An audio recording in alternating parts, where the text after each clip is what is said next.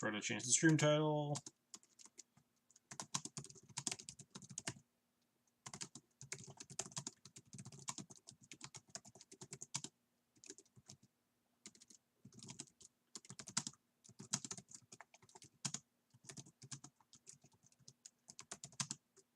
Oh no, I don't have that many words.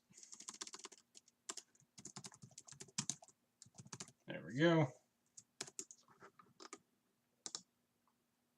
Alright, stream title's updated, I think. So, today we are just finishing up our league from yesterday. We played like one really long match, so we're going to play the other 4.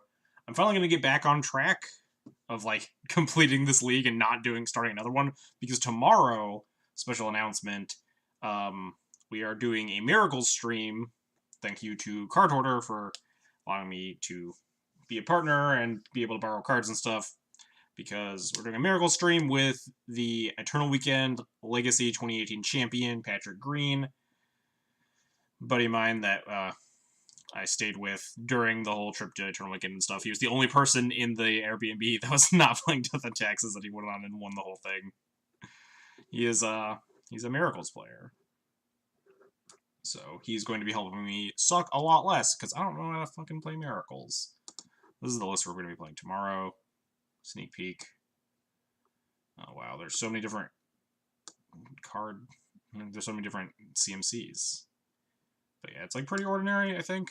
Don't really know what Miracles lists look like, but it looks pretty regular. It's just the normal 3-color version, 2 volcanics for like Rebs and an EE. But anyway, today we are just going to finish up our D&T League. So only 4 rounds tonight. Wow, hurtful, Lunic.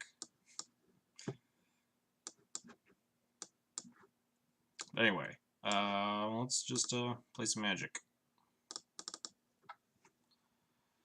God, I'm not excited. I'm a little bit excited, but also not excited to cast Brainstorm, because that card seems a little bit above my pay grade in terms of what I'm experienced doing in Legacy. How's it going? I've cast Brainstorm before. I played, like, Ant in one tournament, but also Brainstorm in combo decks and Brainstorm in fair decks are 2 very different cards. I played Rug Delver a couple times back in the day, too. A buddy of mine played a lot of Rug Delver, but not super experienced with the card. Just always casted it. Never cast it unless you have a fetch land, and then you'll be fine.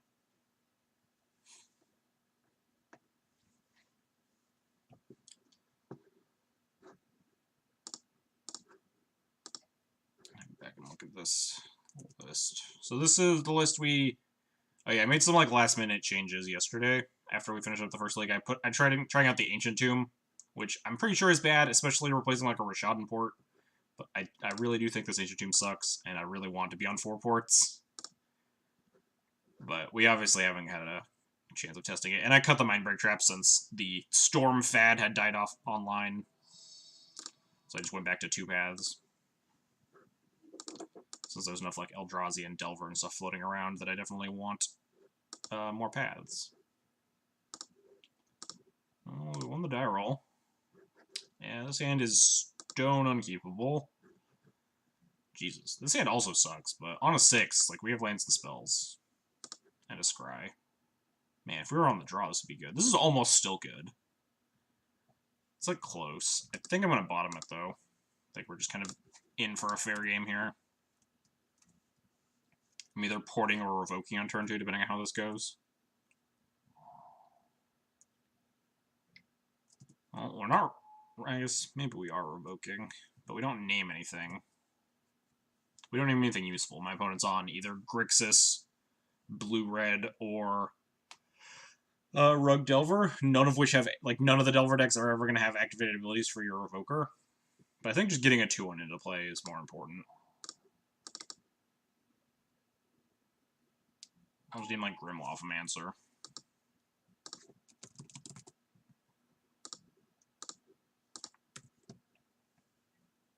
Mostly just a 2-1 for 2 here. And also, if it eventually dies, it can help field this Hallowed Spirit Keeper. which is actually useful in this matchup. Ooh, is it just blue-red Delver?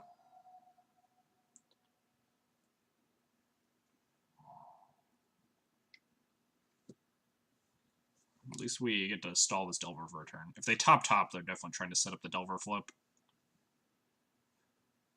Almost just want to get this GT online. Yeah, top. So they're planning on flipping their Delver.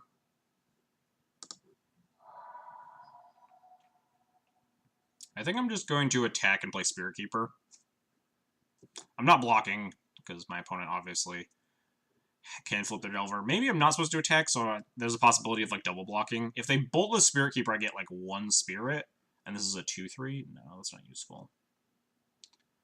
But if they tap out, or if they like blow their removal on my Spirit Keeper, the next turn we can just slam GT and equip it in the same turn and just like ping off the aberration. So I think let's cast this first.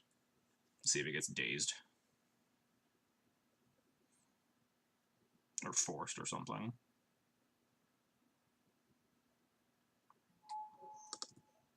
Alright, I'll attack.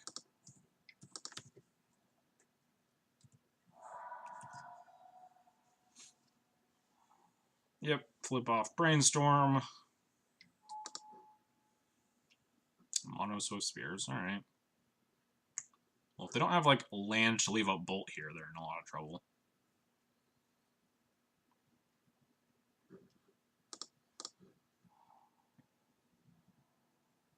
I think I'm just going to block a Swift Spear on here, honestly. Just, like, trade. Make a 1-1. Untap, play equip GT, and attack them again. What's up, Hondo? Yeah, I think I'm just going to eat this, or not eat this Swift Spear, but trade with it, make a Spirit. They need Force or Daze here to punish me.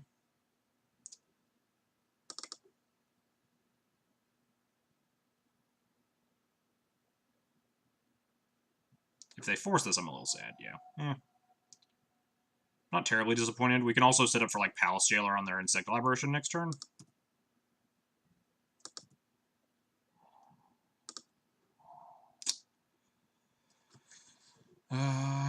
Am I attacking? Maybe I'm not attacking. Might be in for blocking this Swift Spear. Hellsberg Cooper is great, but I think the new Tithe guy would do better. Oh man, if only we had that Tithe guy instead of my Howled Spirit Keeper. Well, they couldn't have forced me, right? If no, I just wouldn't have blocked them. Then they actually couldn't have forced my GT. I'd be at 11, but I don't think I'm attacking. We're at a pretty low life total, and if they have like a Daze or another Force for this Palace Jailer, we're in trouble. I want to be able to like try to double block this Swift Spear or something.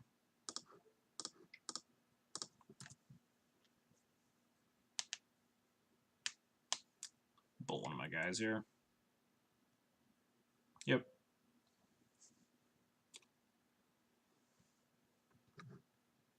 Oh, Bolt Daze their Bolt and then pay for it just for extra prowess. They're bolting my face? This isn't lethal, right? Yeah. We're at 10. Seems like needlessly aggressive here. Jesus. Guess my opponent might have just, like, another Bolt as the last card in hand here.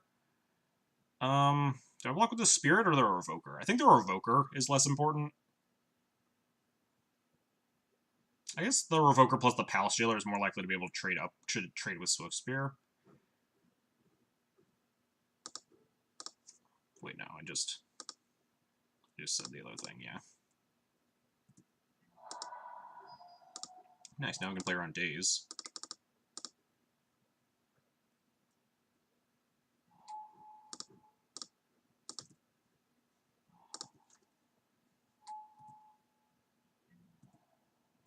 Now we need to win this game before we die, because my opponent needs 2 bolts to kill me. My last card is like Fire Blast, and we're just actually dead. Oh. Chain Lightning. We are now at 1. I think we're just going to recruit a Stoneforge to gain life.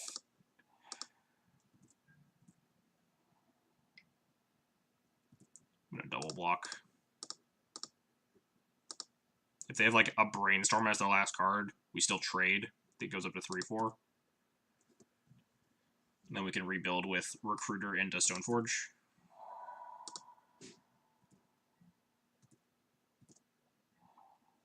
Oh, Wisp, huh? Guess they have a Boulder, they'd kill a creature and get it. Yeah. I think their last card is just Lightning Bolt, and we're dying, right? We can't stop that. We can't quite recruit for Prelate, too. We don't have 6 mana. Otherwise, we could, like, recruit for Prelate on 1. With the way they, like they aggressively bolted my face 900 times last turn, I felt like they were just, their plan was totally burn me out, so. I guess we'll Recruiter and see what we got here.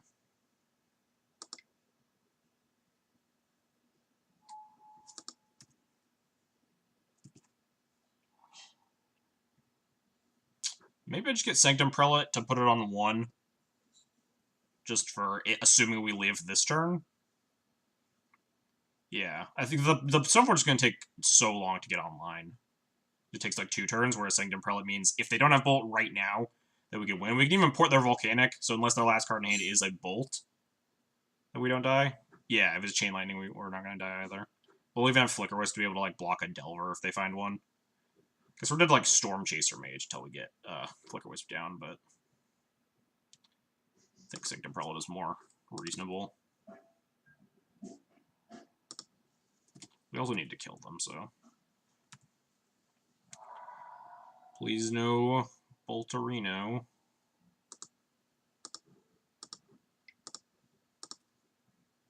Alright, we're not dead yet.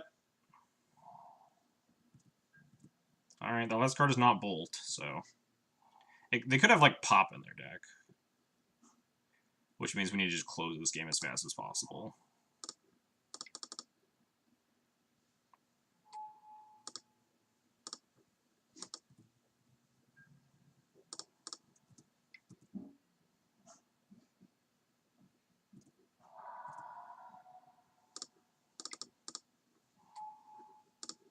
Flicker my Recruiter.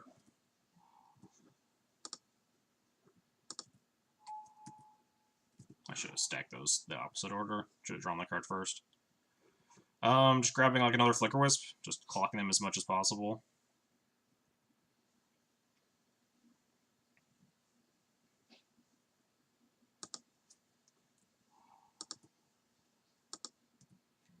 Are they dead next turn? 5, 6, 7, 8, 9, 10, 11? Yeah. They're dead next turn regardless. So like what I found there didn't really matter. It's just if they have like Price of Progress or something, or Fire Blast. Which I think it's just Fire Blast. Risk factor. Alright. You can draw 3 cards, opponent. No, I will not have risk factor deal me 4. You can have those cards.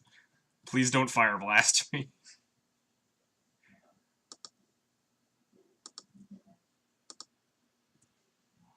Unless my opponent has Force of Will, they die.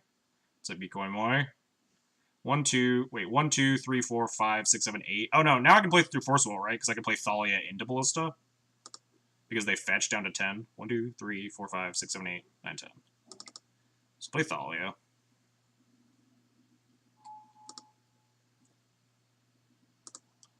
Tag with everything.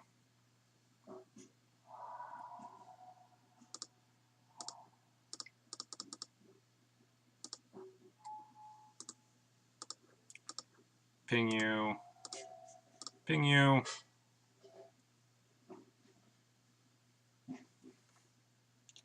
Opponent did find a cantrip that they can cast. Draw 3 cards for 3 mana with flashback. OP. Alright, this is just the Blue Red Delver with risk factors that's been running around recently. I think risk factor is like a pretty powerful addition to that deck, honestly. Paths and Judgments debatably want something like Relic Order or Recruiter. I don't think this is a Chalice matchup. Maybe it is. They have a lot of 1s in that deck. Just like 9 million Lightning Bolts. Chalice not very good against Risk Factor. I guess it's okay, because they just draw a bunch of 1s and it doesn't matter. Turns off our plows and paths. And mobs, kind of. Because we'll figure out what sucks first. I think a lot of the cards are just too slow to be dirtling around with. Like, we don't want stuff like Recruiter of the Guard. Or even, like, Palace Jailer, probably. They happen to be good there, but my opponent didn't have, like, a blisteringly fast start, and we had some number of interaction spells. Palace Jailer was just a glorified Fiend Slayer. Or not Fiend Slayer, Fiend Hunter. I guess it did get to block and die and still keep their card exile, but you guys get the point. I think if I cut these... Actually, down 2 cards. I wonder if this is a Chalice matchup. I'd have to see what the Blue-Red Delver lists look like right now. Maybe on the play I'll bring in Chalices. For now, I'll just leave in these Recruiters, I guess. Recruiter's a good way to, like, to not die, to find Sanctum Prelate when you're at low life total, or to, like, find Stoneforge Mystics. Yeah, removal's too valuable. It's weird, because I think Chalice is probably stronger in, like, the Death Shadow matchup. But I think Blue-Red Delver... Because Death Shadow can't close the game in any other way, but Blue-Red Delver, A, has answers to Chalice, like, they're probably bringing in Smash the Smithereens and stuff, and B, has a lot, like, more things that can close the game. I don't know if they're on Young Pyromancers, or Storm Chaser Mages, or Bedlam Revelers, like, they could be on a ton of things. Blue-Red Delver's, like, a little bit too variable for me to just make a snap decision. There's a chance I even want something like Leonin Relic Warder. They have, like, Sulfuric Vortexes. Woof. This hand feels like it sucks. We have a Council's Judgment, but our double white is bad. Our curve isn't particularly good. Remorseful Cleric can block a Delver, but I think I'm gonna mulligan. This hand I think is better. I think I want removal, even if it's slow and clunky, especially because we have access to Aether Vial now. And just, like, Vial into Port into Judgment. We're gonna take a lot of damage from the Swift Spear.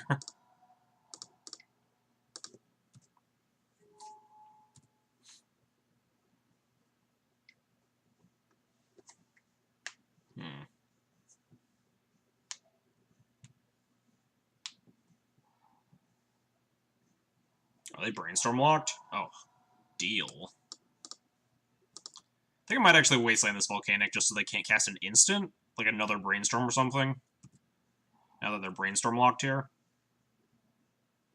It does prevent me from dealing with this Swift Spear for a couple turns, but they also won't be able to cast anything. They literally have no lands. They just concede. Just snap concession to the Wasteland. Got him. Alright. Good start, good start.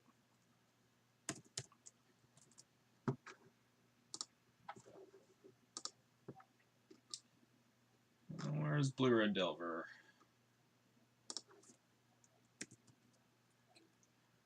It was 10... 1-2-0. Yeah.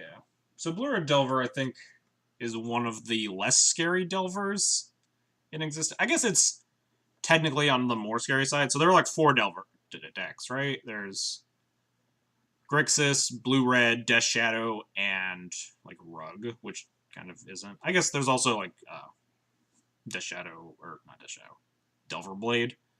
That's like barely a Delver deck in my mind. That's a Stoneforge deck. But if we're putting that on the spectrum, Grixis is probably the scariest. And then Delver Blade. Maybe Delver Blade's scarier than Grixis is. Delver Blade, then Grixis, then Blue-Red, then Death Shadow, then Rug. The Ancient Tomb is great. The ones I get fighting till the bitter end, like it's the World Championship Finals. I mean, that's what happened yesterday, right? We were playing like the world's longest game against Punishing Maverick. Or game 1 just took 40 minutes or something. I think it's the scariest after Grixis. If we're including Delver Blade on the spectrum, I think Delver Blade's probably the scariest, but that's because it's a Stoneblade deck, not because it's a Delver deck. It is the least scary Delver deck, but the fact that it gets Umezawa's Jite and True Nemesis means it's just horrifying. But that deck, I have my own. I have a whole host of other opinions about that deck. But I think this is technically the most scary Delver deck after Grixis. But I think the drop off's like pretty severe. I don't think this deck's that scary. Equipment are a lot better in this matchup. They're harder for the opponent to deal with, and they're a lot more powerful. How do you fight True Nemesis? Sort of Fire and Ice, or Council's Judgment, or just Flyers are the main ways. Like yesterday, we beat True Name, right? We beat 2 True Names. When we 5-0'd yesterday, opponent had 2 True Names in play, and we got a Batter Skull with a sword on it.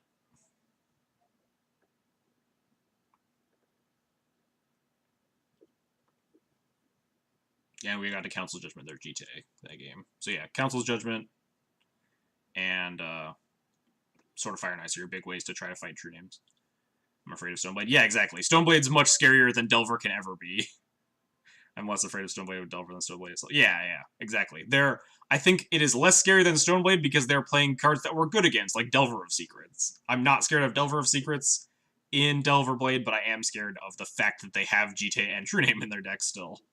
Because that combination is always just very hard to beat.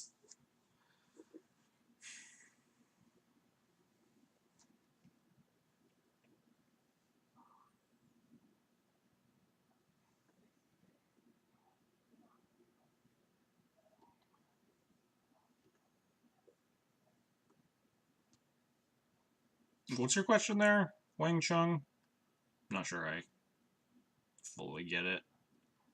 You're asking how to fight against True Name with GTAs? Because that's just... You're dead in a lot of those instances. Like, if your opponent has True Name and GTA in play, a lot of the time you are going to die very soon after. Like, you can try to revoke the GTA, and hopefully your Evoker doesn't die, or you can try to, like, repeatedly Flicker Wisp the GTA out with Vile when they go to attacks, or you can just try to kill the GTA with something like Relic Order or Council's Judgment, but oftentimes you're not going to win that, and that's, like, that strategy is very good against Death and Taxes. Unblockable, unkillable things holding GTA. This Legacy queue's taking quite a while.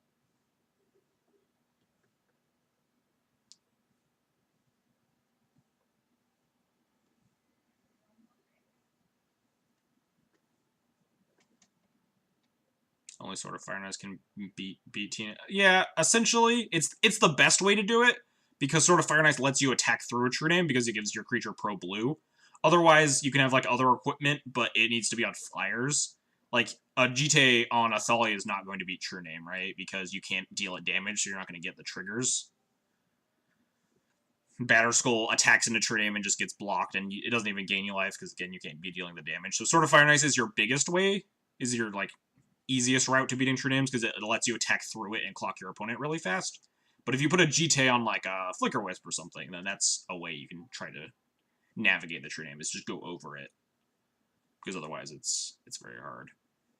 Because it blocks so well, and also clocks you, because it's a 3-power unblockable attacker. So if they're ahead, they're just going to hit you with it, and if they're behind, it's just an insurmountable wall that's really hard to punch through.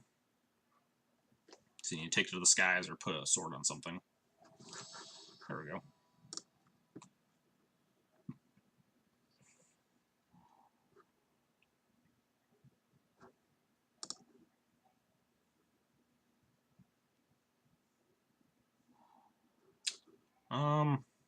Seems okay. Kind of like it. Opponent mulligan to 6. Got castable. Spirit Keeper can sometimes attack through. Yeah, if you... Depends on the matchup, the True Name matchup. Like, Stoneblade, oftentimes they're just... Oh, alright, we're just dead. Never mind, we're playing against Red Reanimator. Time to lose, I guess. Yeah. So against Stoneblade, they're a lot of the times just going to, like, plow all your guys, so you won't have that many creatures to fuel your Spirit Keeper. But against, like, Grixis Delver, Spirit Keeper can be insane. Maybe they don't have another Lotus Petal. Oh, shit. They don't have another Lotus Petal. There's a chance we live. I was really hoping we'd draw 1 there so we could jam Thalia. At this rate, we're just jamming Thalia on 3, which gives my opponent, like, 2 more draws to kill me. Let me draw a Ballista here.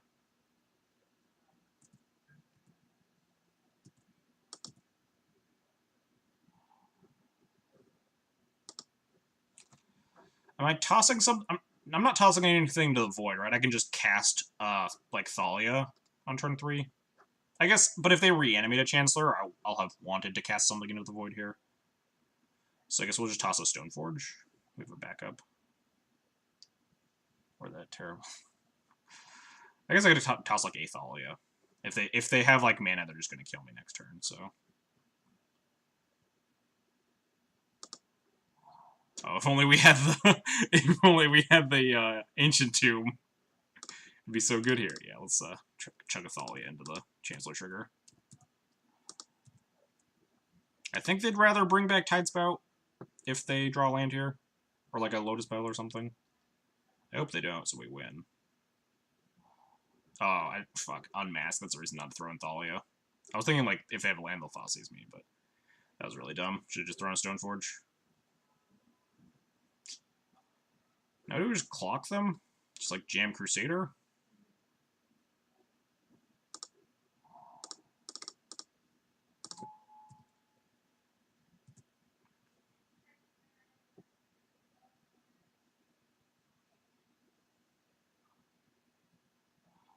Ooh, Sanctum Prelate. That's an insane draw. Just Sanctum Prelate on 1 here.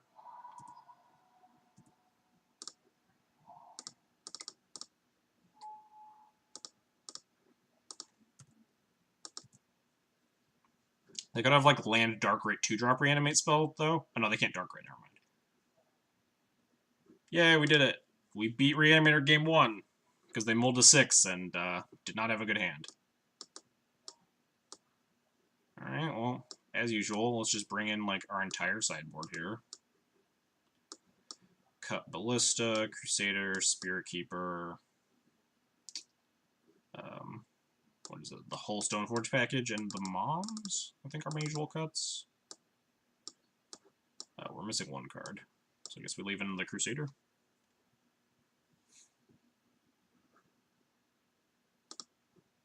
Seems fine.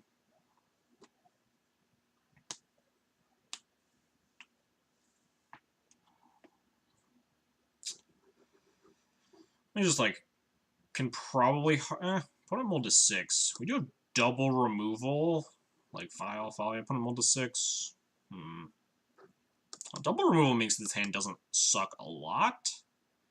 But we're mulling towards, what, Containment Priest, like, Containment Priest, Surgicals, and Rest in Peace are the only things that make this hand better.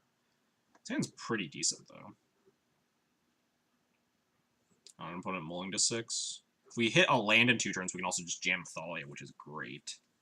I think I'm going to keep this on the draw.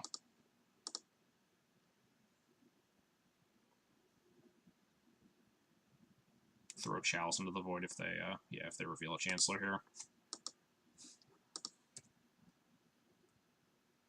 I'm going to seize you anyway, keep this.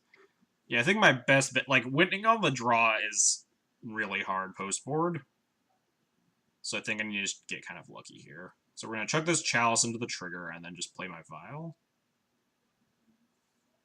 Alternatively, I could just play the Chalice for 0 and just follow up with Thalia next turn and not deploy this Vial. Sub Zadaras.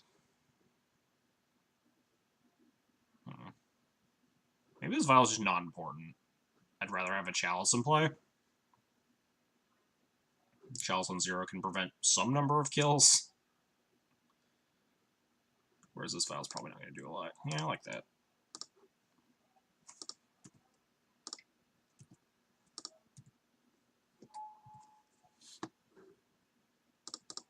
Oops, not what I wanted.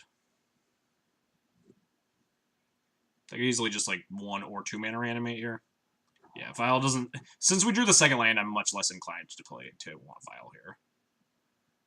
Well, they only have a Chancellor or an Ashen Rider.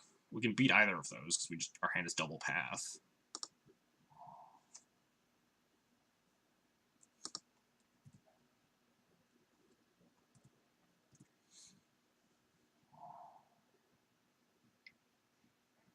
They should, like, make an Ashen Rider, too. We beat both of these things, because we have another path. So we're going to path the Chancellor, let them exile my land. So then the next turn we can path the Asher and play Thalia in the same turn. Not that Thalia's going to do a lot here, because my opponent has a bunch of lands in play, but... Oh no, we can't, because they're exiling my land, right? I'm still just going to path this Chancellor, though, to take less damage. Is Prelate number 1 or 2? Depends on the context of your hand and the context of the board. Oftentimes it's 2 because they have the more 2-drop reanimate spells than 1-drops, and because all your removal is at 1 mana. But there are definitely times, like if they don't have a creature in the graveyard, that you want to put it on 1 instead.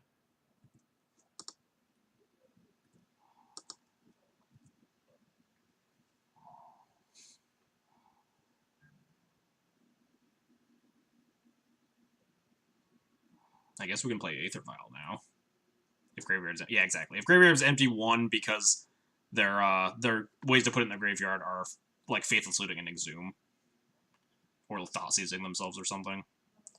For Ant, is it 1? For Ant, it's a lot trickier, because Ant can have 1, 2, or 4, depending on a lot of variables, and oftentimes it's really hard to figure out which is the correct number. Generally, something like a 1 or 4 is pretty safe, but 2 is often correct for turning off their Abrupt Decays, or their,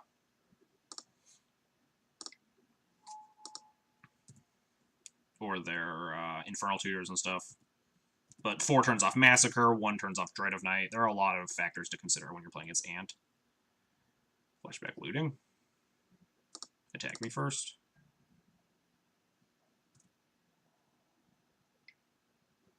Yeah, if you have a bunch of creatures in play, you're more likely to want it on 4 so you don't get massacred. But sometimes you know Massacre's not in your opponent's deck. And if you're on Dread of Nights, you're more likely to play it on a 1 or 2. I'm just going to pass this now. Could have, like, taken 4 and then waited until my opponent's end step to do it, because I know they're flashing back looting that turn. And I feel like I make a Grizzlebrand, I'd much rather have path for that.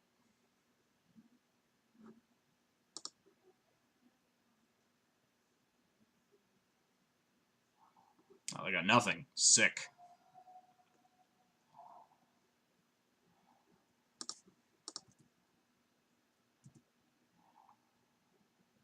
I think I'm just playing Crusader over Thalia. My opponent has infinity lands in play. My opponent's, like, at hardcast Grave Titan mana. I just need to kill them. Just jamming Mirror Crusader, getting in.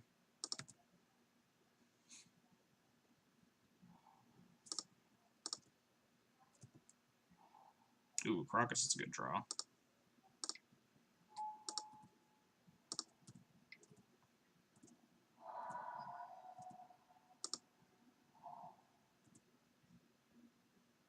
I feel like they should be on Trophy instead of Wear Terror. Yeah, I feel like most Reanimator decks should be on Trophy instead of Wear Terror. I'm not sure why they keep playing that card instead.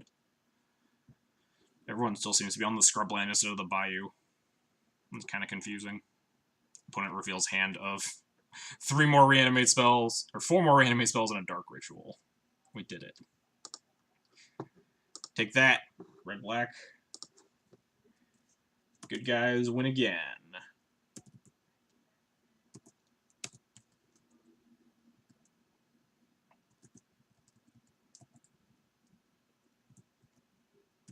We won our 4th pre-board game out of 17 matches against Red-Black Reanimator. I've won the game 4 times. We are on fire, yeah. Fringe, but casting Thalia is better against Massacre because you can bounce and redeploy. Yeah, that's fair. I was thinking about bouncing, I wasn't thinking about redeploying. The Reanimator Discord is basically making the switch. And the guy that beat me in the challenge. Yeah. He was playing a pile of Wear Terrors. He was also playing Massacres, because he's playing 2 Massacres. That was not very fun. Guy really did not want to lose to Death and Taxes that day.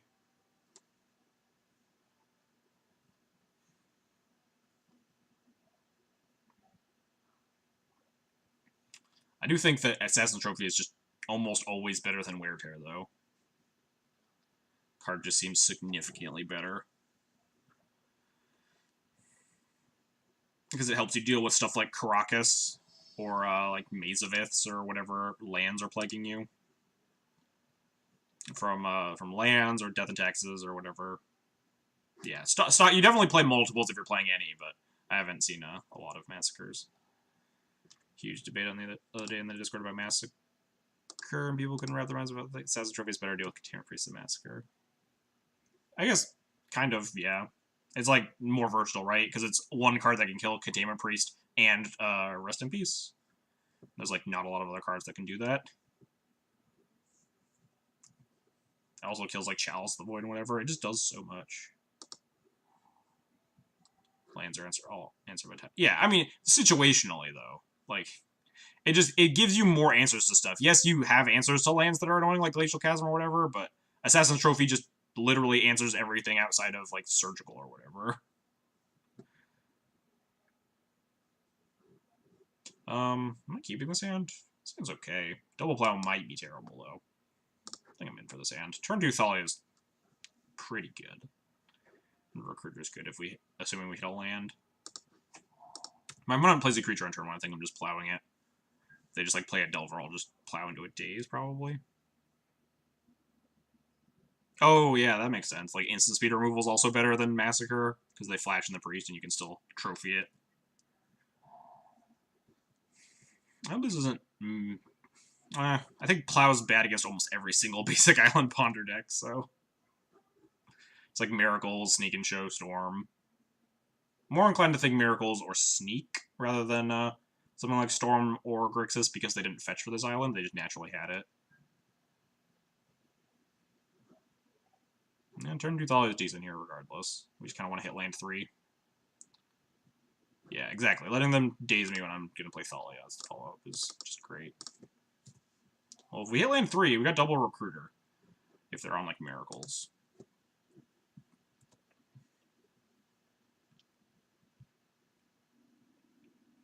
Did they shuffle on that Ponder? Yes, they did. Ooh, Underground Sea. They could be Storm or Grixis. They just naturally had the island. Yeah, looks like they're just Grixis. We just happen to have the basic island. Not that it really assist, like, check my plays or anything. Bringing Cataclysm versus multicolor decks like Grixis Delver. Not against Grixis Delver. Against the slow decks, you want Cataclysm. Grixis Delver is just way too fast. You don't want to board in Cataclysm against decks that can just keep a creature and kill you with it easily. Like, oh, I'll keep my Gurmag Angler or my Delver of Secret, or my like Insectile Apparition and still run you over with it. But it's almost entirely for very slow decks like Grixis Control or Miracles. Not hitting third land here sucks. Just gonna end up plowing the Strix end of their turn or whenever. Double Cataclysm my Nick Fit opponent. I almost had done that once, where you cast Cataclysm and then cast the second Cataclysm because you like blow up a whatever the Veteran Explorer. But then I realized that their lands would come in untapped and they could crack a deed in between Cataclysms, and it wouldn't have worked out well for me. Suddenly Bug, not Grixis. Alright, well, if we hit a third land, Bug's a lot easier to beat than Grixis is. Could be a check pile as well, but I think I'm just going to plow this Strix out of the way. It's going to be annoying eventually. It's not annoying now, but there's, like, not a lot better that's going to be plowed anyway. Well, we drew a 2-drop that I can cast at least. Don't love that we're just not hitting land 3, but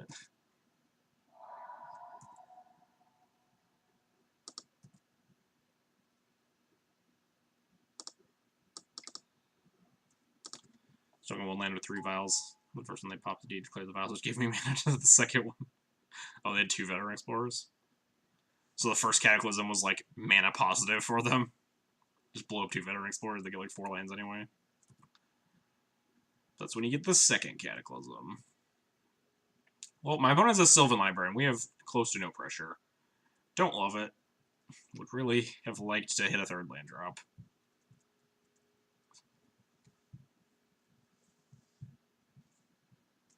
It's like Deluge for 1. It's like Liliana the Last Hope. So many bad things that could happen here. If they cast Liliana the Last Hope, we're just fucking dead.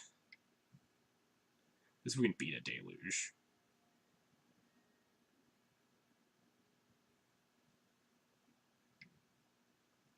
Yeah, we can beat that.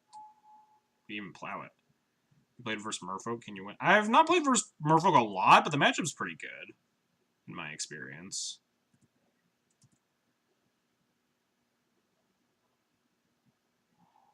Ooh, we drew a land. Which means I don't think I'm plotting this Leovold yet. I think I'm just deploying a Recruiter. Just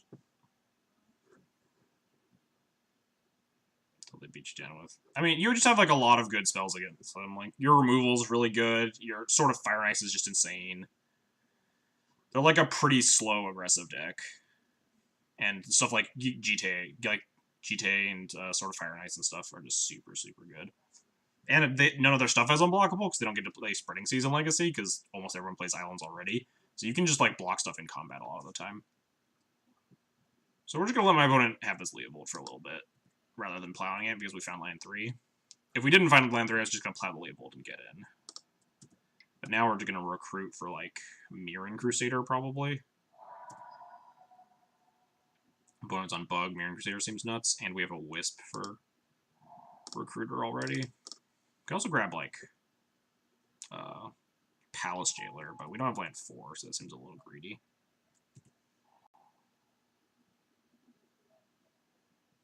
Spirit Keeper is not quite good yet. When they deluge me, then we get to get them.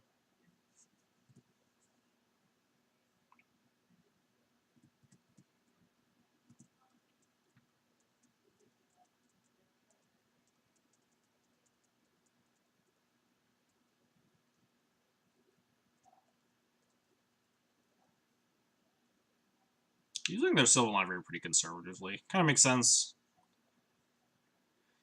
Using as a more of a Miri's Guile right now, because they're under pressure. They just like deluge me for 1. Wouldn't be the worst in the world. Especially oh, they are 4-color. Neat.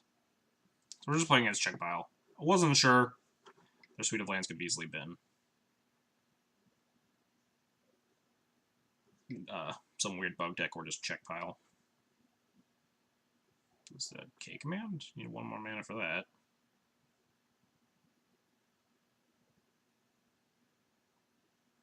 I don't know if I'm deploying this Mirror Crusader on this board. I'd hate to get deluged. Might just flick Wisp my Recruiter of the Guard instead. What's my opponent trying to cast here?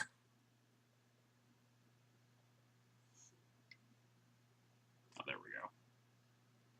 Kill my Thalia, make me discard. I wonder if I discard this Plow. How much do I care about this Leovold existing?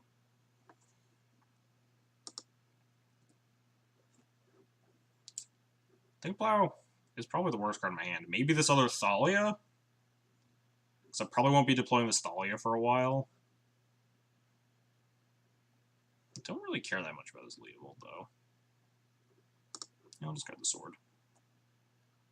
Oh, opponent just like floated an extra mana there. If they can Ponder.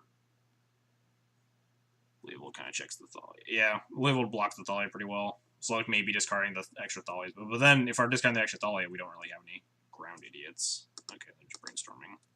Sure. Kind of seems like improper sequencing there, but I'll take it.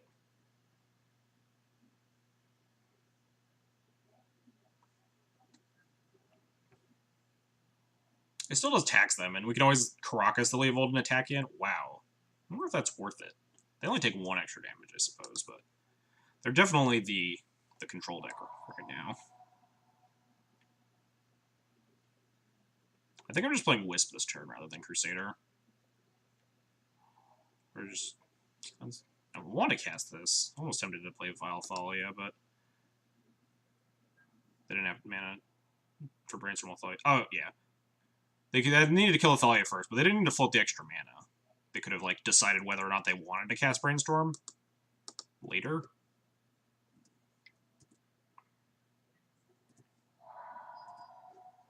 I think I'm just deploying Wisp for now. Wisping my Recruiter. Crusader blocks Leo. Yeah, Crusader can block Leo, but I'm not concerned about blocking it. I'm concerned about getting like Toxic Deluged. I'd rather have Mirror Crusader for post-Toxic Deluge. Guess I'm just recruiting more Wisps. It's not quite time for Hallowed Spirit Keeper. More Wisps never hurt anybody. I guess it hurts my opponents, but...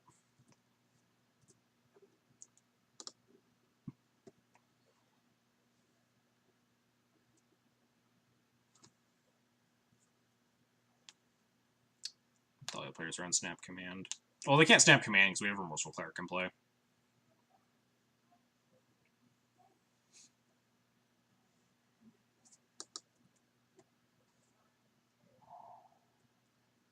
So I'm trying to get them to like deluge me if they have one. This play was worse against Liliana, the last hope, I suppose, because they just like eats all my X1s forever. Him me. Can't do anything about that. Hopefully it doesn't hit like the money cards. Hit the Vial and the Thalia. And well, it hit most of the money cards. We kept our best card, but we discarded our second and third best card. So that kind of sucks. Would have liked to discard at least the Vial or the Thalia, but at least we kept Crusader. We have 5 in the air. My opponent still has not Liliana'd me, so we're still dodging that bullet.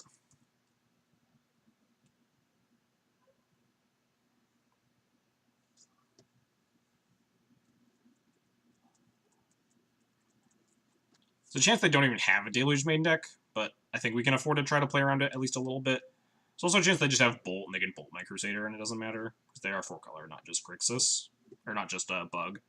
And 4-color is mainly just identical to Grixis with splashes for like Abrupt Decay and Leovold. Like Sylvan Library, I guess. I don't think it's worth countering their Ponder here. I think I'm just keeping Remorseful Cleric in play. This Zamcaster's fine. I'd rather just put them to 5 next turn. Yeah, it's a 2-turn clock. Ponder resolves. I want to be able to... if I correct this right now, I guess I preemptively kill this K-Command, but I want to deal them a bunch of damage next turn. And then probably play Thalia. I might leave up Caracas instead of casting the Vial. Unless we draw a 4th land.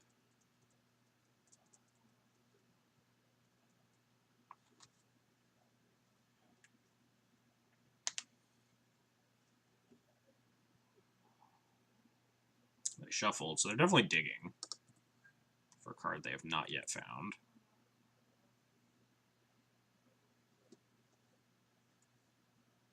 Wow, alright, they're just dead. Sweet. We did it. They have more than one command in a 4-color build. You'd be surprised. These decks do literally look identical to the Grixis ones with like 4 to 5 green cards in it. It's like 1 to 2 Leovolds, 1 to 2 Abrupt Decays, and 0 to 1 Sylvan Libraries or something. Oh, why am I highlighting paths? So this is just bringing these. I like Chalice even less than I do against Grixis, and I already don't like Chalice against Grixis very much. But against 4-color, they have even more 2-drop removal with Abrupt Decays and whatever.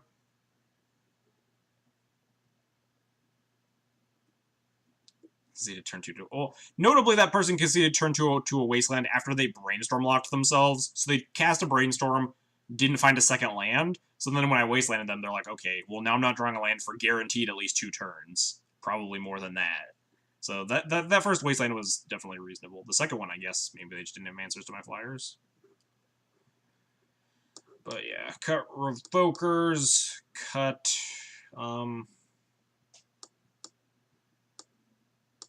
What do I usually cut in this match? Oh yeah, Plows. Leaving 1 Revoker, I guess, because I'm only bringing in these 4 cards. Sometimes if you like to bring in Chalices, just cut all the Moms and bring back in the other Revoker and bring in Chalice. But I kind of hate Chalice. Especially, like, I just don't really like Chalice against the Grixis-y decks. So many better cards. Or, like, they have so many good cards even without their ones. Because we can't turbo it out to, like, kill off all their Ponders and stuff. Like, after Trophy, I've seen more base Bug with Red Splash. I have not seen 4-color very often at all, so I don't really have a judgment call there. I've seen more Grixis with green cards. Sounds okay. Mom and Athalia is never, like, a bad hand. We're gonna play our land, go land Mom, and we're just gonna get him to die, so... Thausi's me. We got 2 pair. Haha! Thoughtsy's this, asshole.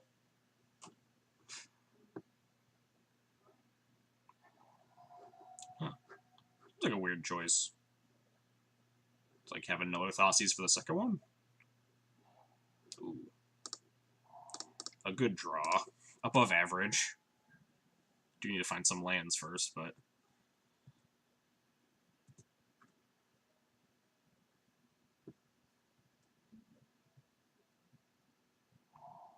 Him me? Is it him time? Time for the hymns? Yeah. Classic. Classic. What did I say, chat? What did I say? What did I fucking say? It doesn't matter, they're just going to turn 2 him me and discard my second land. I think that's what I said. Does that sound correct? Does that sound like what I said, chat? God.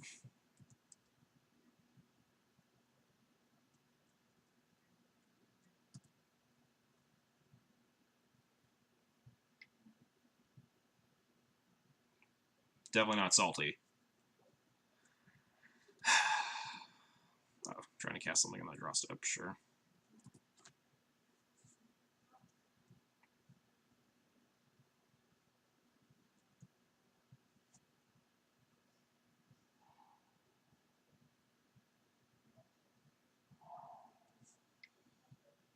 Casting more cantrips. Well, if we can find a second land for like this Thalia, I don't hate our board. I guess our board gets Marsh Casualties pretty bad. Opponent just went through all of the cantrips. Ponder into Brainstorm into Preordain here. Sometimes when I'm tilted, I just want to attack with Mom. I'm thinking about attacking with Mom next turn. Attacking with like 1.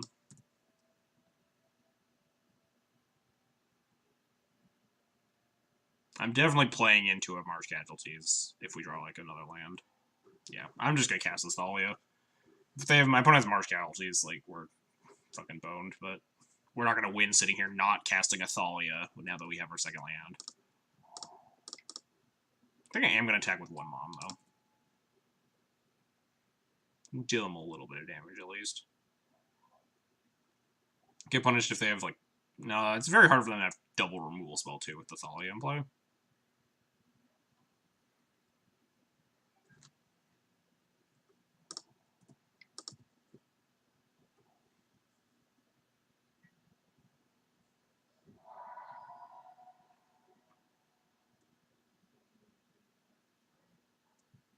I would have really liked a Thalia on the turn 2 rather than turn 3. The turn that they just cast 3 cantrips. Thalia would have just made that 1 cantrip. Aggressive Mom. Yeah, sometimes you want to get chip shots in. Against Grixis, like, every life point matters. Opponent keeps trying to cast stuff in there. I guess it's my fault, because I have their draw step stop here. But opponent keeps trying to cast things in their draw step.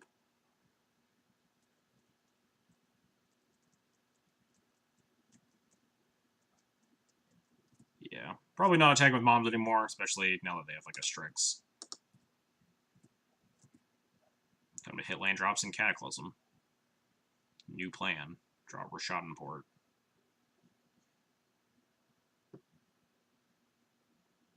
Rashadenport would be such a... Well, it's a pretty terrible draw.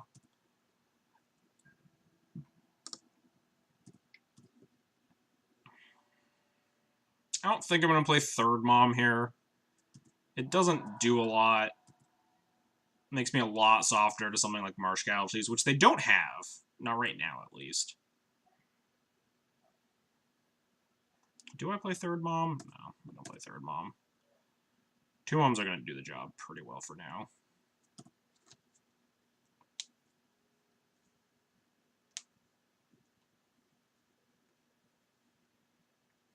If they Marsh Casualty me, it's only a 2-for-1, because we can at least pick up the Thalia with Caracas. And then try to reset up.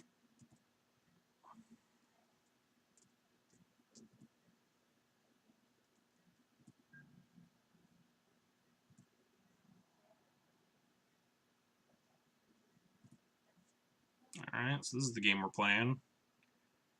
I really want to draw Rashadenport. Womp womp.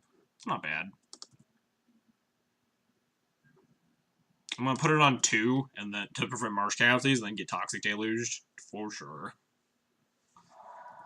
Assuming we ever get there. I'd likely put it on 1. Maybe I'm not. This is not a very good clock. Who's the guest tomorrow? Oh, I couldn't fit his full title into the stream title, but he's a buddy of mine, Patrick Green, who won Eternal Weekend 2018, the Legacy portion.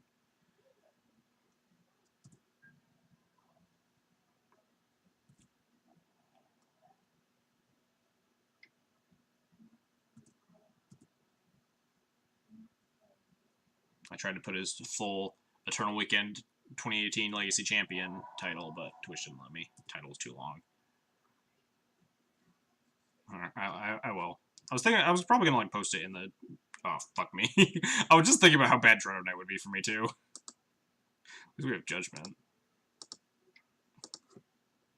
I was thinking about posting in the Miracles Discord tomorrow, as well. Let people know that I'm streaming Miracles. Some ungodly reason. It's like, no, that's just terrible for me. No two ways around it.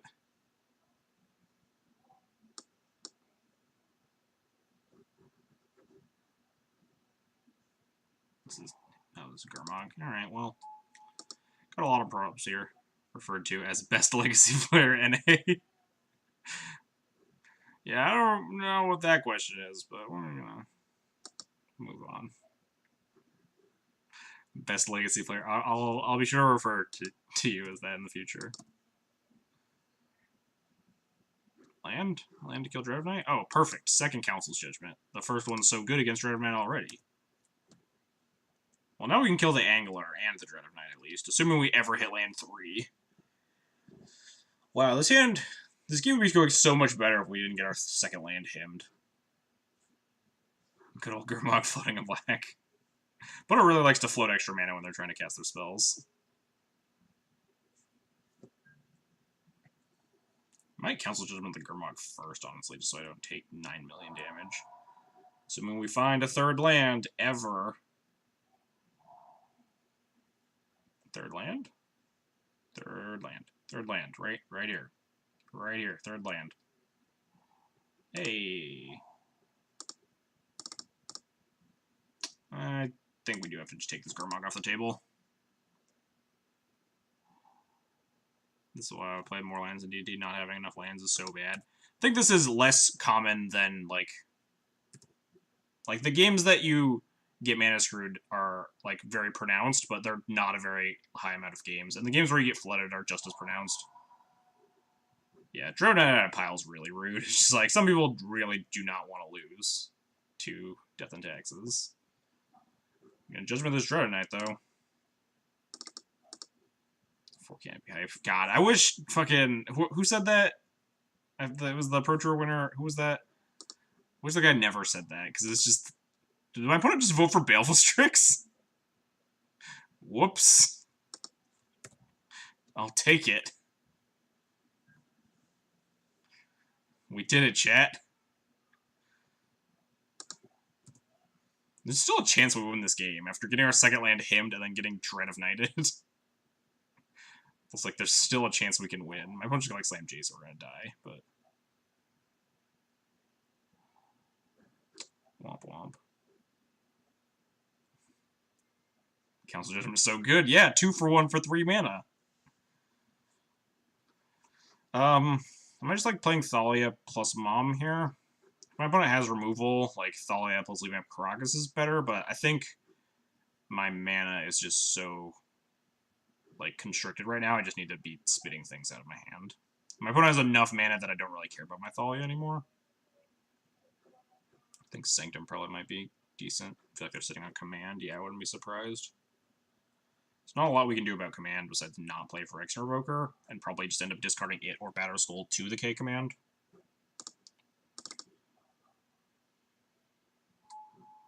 I think I'm just going to tap out here.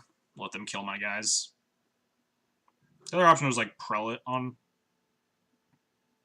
Seth Manfield misvoted the first week the card was legal on camera. Oh, I remember... I think I remember watching that. There was like a 5-minute judge call, like he didn't understand Council's Judgment.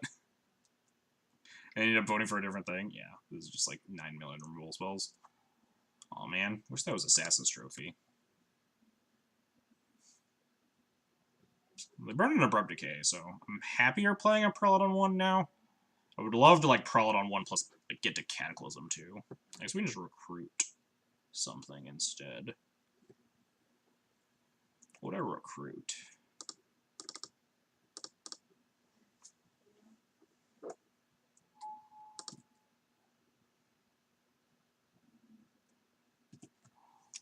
I'm recruiting another recruiter. Recruiting. Oh wait, is House Spirit Keeper good yet? 1, 2, 3, 4, 5, 6. Yeah, House Spirit Keeper's nuts, right? Fucking grab Spirit Keeper, murder them. Spirit Keeper into Cataclysm time. It's definitely Spirit Keeper time.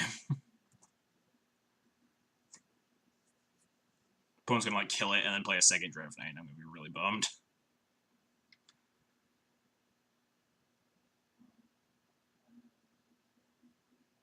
Oh, it does tell me. Oh shit. Is that because I have Howl Spirit Keeper in my deck? I never even realized that. Holy shit. That's super convenient. That Sylvan's kind of obnoxious. I kind of want them to have more lands in play when I cast this Cataclysm, because Sylvan lets them rebuild pretty easy.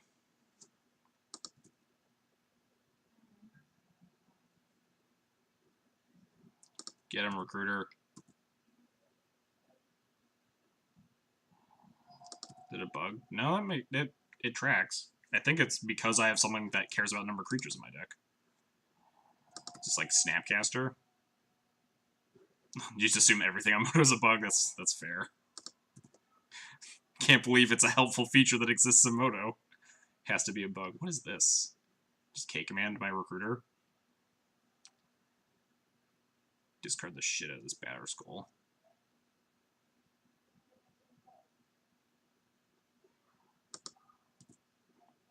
Fuck this Batter Skull. Get out of my sight. Please don't counter this. I really want this to be in play, opponent.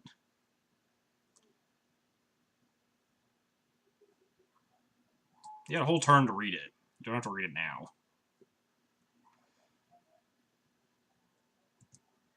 They made counters insanely complicated than it is. Yeah, they made counters insanely complicated and made Vile just much more annoying to work with because the triggers don't automatically stack. Then they actually, I guess they implemented something cool. Wow. That was drawing a lot of cards. Just like find 2 Dread of Knights or something? Oh, is this just Jace me? Jace bounce the Spirit Keeper.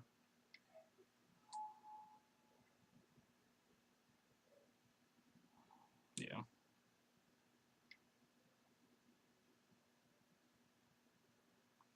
Quick question, how many lands does Check Pile play?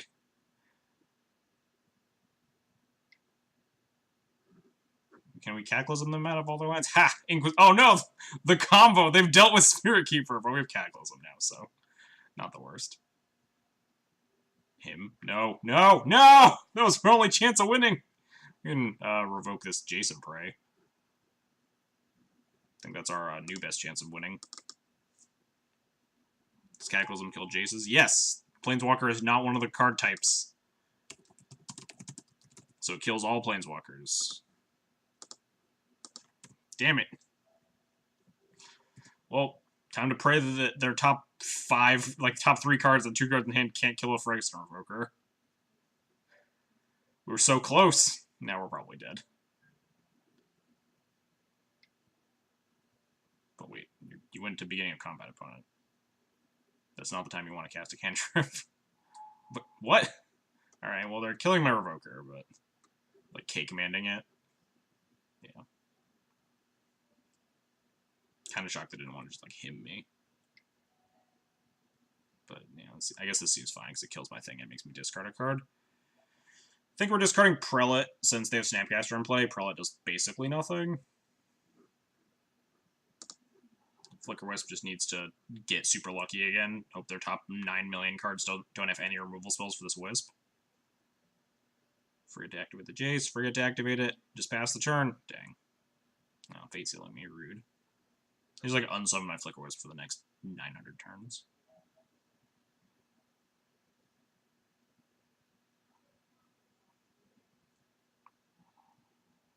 Well, this Wasteland doesn't do anything. So Wasteland actually does take away their only red source. There's a chance I can stop them from, like, K-commanding it or something. Not a high chance at all, but definitely, like, a chance. So flicker their Jace. Doesn't really matter, but it does take a loyalty off of it, right? Oh, sorry, loyalty 3. Could possibly turn off, like, a Lightning Bolt or a K-command from killing my Wisp and attacking them for lethal. And that's basically our only plan at this point. Oh, they have removal.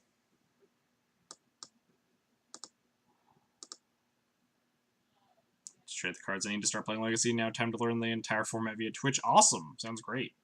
It's a very good way to learn certain decks, is watching other people play them. Man, we were so close to winning this game that just had gone so horribly for us for so long.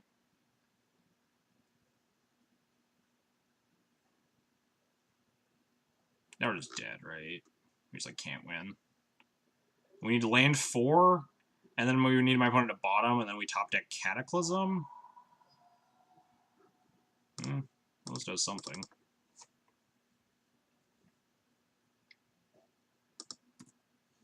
Jared makes mistakes, so I don't have to. Yeah, exactly. You can sit here and watch me punt, and then make the right plays afterwards.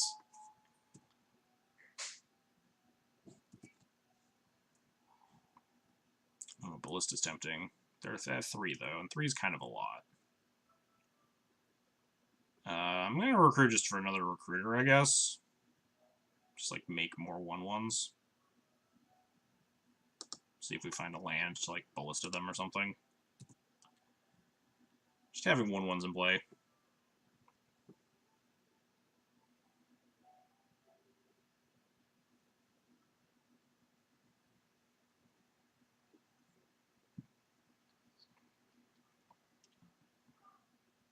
Wisp. I could grab Wisp, but Wisp doesn't guarantee me another body, right? Because they could easily remove my 1/1. It doesn't force the bounce necessarily. It could just, like, die. No attacks, sure. And I suppose now they have just a flying blocker. Stoneforge. I do still have Sword in my deck. So if we... They have 4 cards in hand, though. Seems pretty unrealistic. Like, my plan is just to hit some number of land drops and Ballista them down or something. Just Stoneforge for Sword. If we hit a land drop and then they don't have removal spell, we can lethal them with the Sword. But, again, we repeatedly ask for a lot.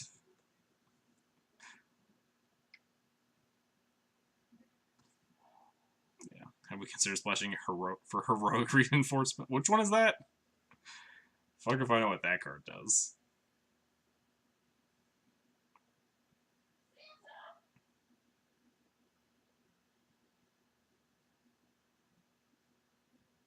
Fate Seal, sure.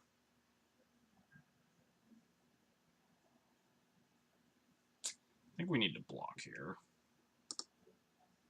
How about they draw all the red removal? Yeah, I hope they're going to use, like, Bolt, Bolt, K-Command, land.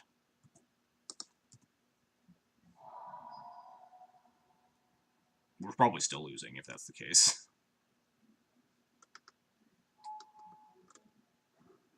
Oh, make 2 1/1s. That wouldn't even, like, won us this game, right? Oh, is that the standard card? Ah, fuck me. Oh, should I bounce that? They're at 3. We're at 9. Ancient Tomb would be lit here.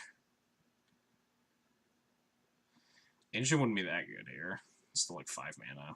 Oh, if I didn't block Ancient Tomb, it would be lit, I suppose. Maybe I shouldn't have blocked for, like, that exact out.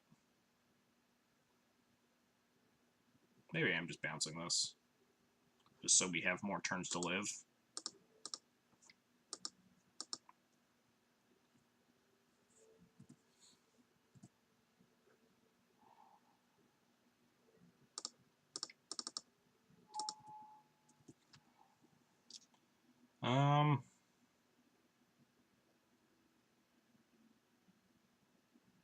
Yeah, this doesn't really matter what I grab. Why Relic Order over Fragmentize? Relic Order can be tutored with Recruiter of the Guard. That's the big thing. There's also minor synergy with something like Flicker Wisp. if you play Relic Warder, and then with the exile trigger on the stack, you Flicker Wisp it out, you can exile something forever, and then have it come back in and exile another thing.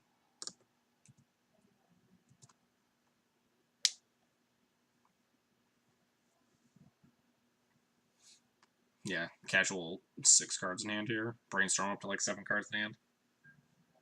Also Omniscience. Yeah, you can put it in off. I think if I weren't playing Relic Warder, I'd be playing something like Disenchant, not Fragmentize. Instant speed's pretty important. Alright, I just need them to tap out here. Totally tap out, and then we top deck Ancient Tomb. They put a card to the bottom, alright. Ancient Tomb time. First, step 1, tap out. Make a wall of blue creatures. How will I ever attack through them? Oh no. Maybe they'll name Walking Ballista. Name Sword of Fire and Ice Sting.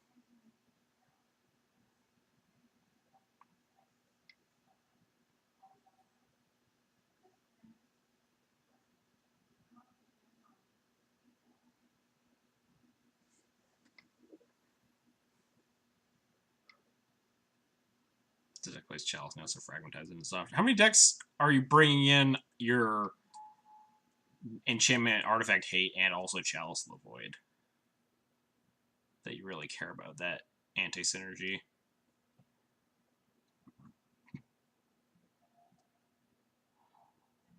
Yeah, not lethal anymore because they Pithing-Yield my sword. I think the plan is just bounce Leo again, attack for 1, planning on Ballista for 2-ing.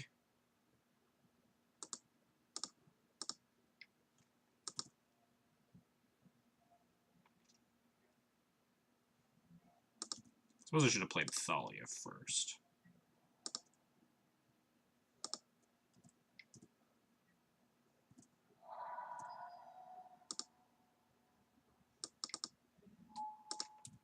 Seems like kind of an unnecessary point of damage for them to take there.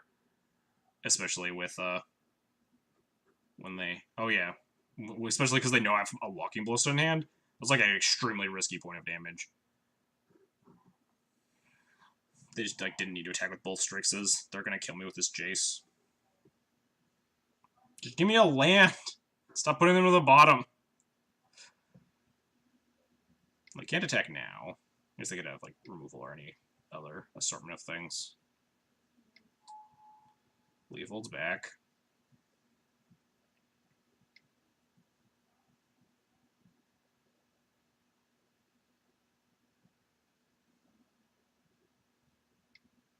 What's this?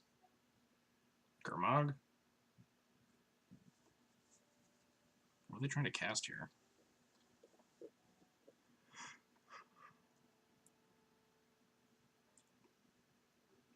These attacks seem ludicrously risky.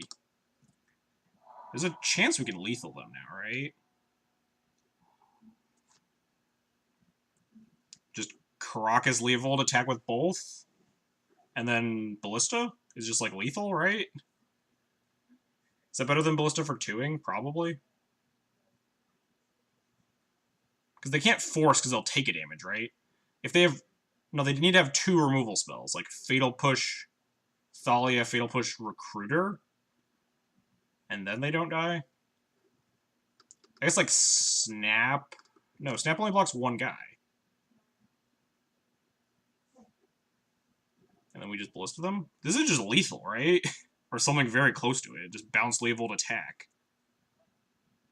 I think you cast Ballista first. Do I put... so I have to put it on 1, though, right?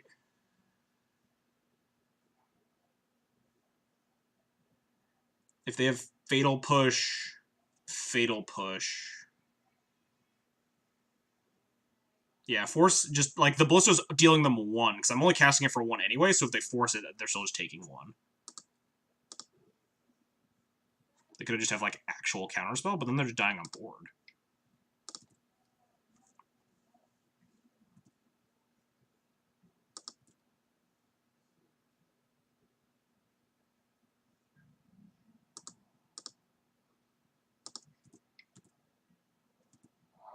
Alright, I guess my opponent just really didn't want to win that game.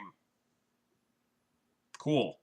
My opponent just really Just wanting to attack me with Baleful Strix is real bad. That... I'll take it. That was... What? Like, just didn't have anything. Alright, cool. They just didn't want to win.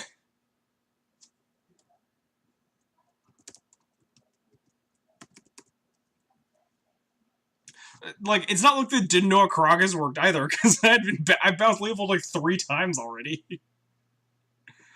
we got our second lane drop hymned, and then also got Dread of Knighted. And we still, I mean, we shouldn't have won that game, but we still somehow won that game because my opponent just really wanted to hit me with Baleful Strixes. Where's the check pile?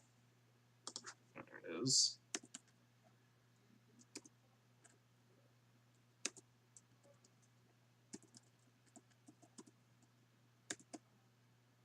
I'm gonna play him next league and I'll have 4 Dread Knights. Please no.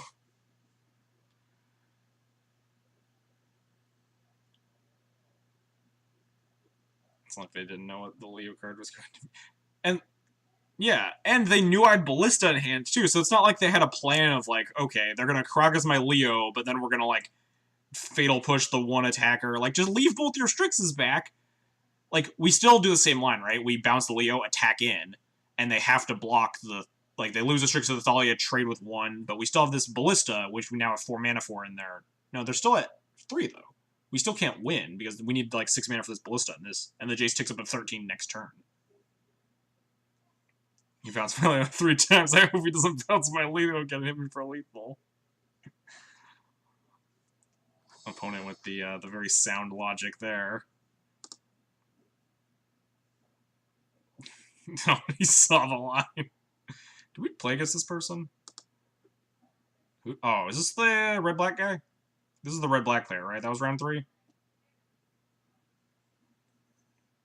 This was yesterday. Our first round of the day was not red-black. It was blue-red Delver. This is the red-black player.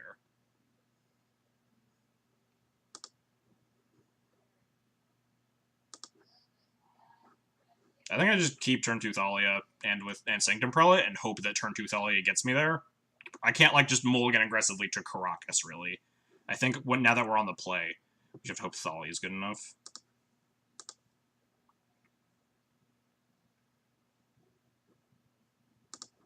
Finished 1 league, already 3-0 in the next.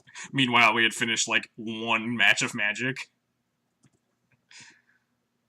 Granted, it was a long match of Magic, but my opponent was 3-0, but yeah, we're just gonna get, like, turn 1 to die. But that's pretty normal. It's very hard to win game 1 against red-black.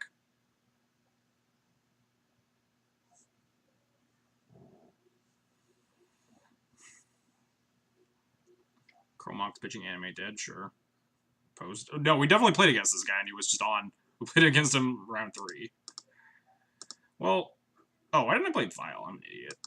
Oh well, I just like wasn't thinking about it. I'm busy thinking about turn 2 Thalia and distracted, but that could punish me pretty bad if we don't hit land 3 for Prelate. So there's a chance that like Prelate gets them. Obviously, I didn't play the Vile for bluff equity. I needed my opponent to think I was on Miracles. Oh, had you played against him before? And you played Post? Okay.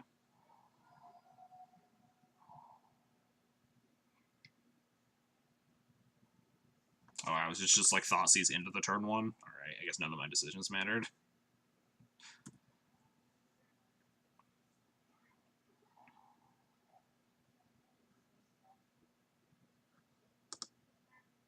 Why no Vile? No, I just like wasn't thinking I should have played the Vile one. Yeah, well. Almost none of our hands could have beaten Thoughtseize into Grizzlebrand on turn 1, so there aren't a lot of like decks that can beat Thoughtseize Grizzlebrand on turn 1, and that's why Red-Black's worst matchup is the sideboard.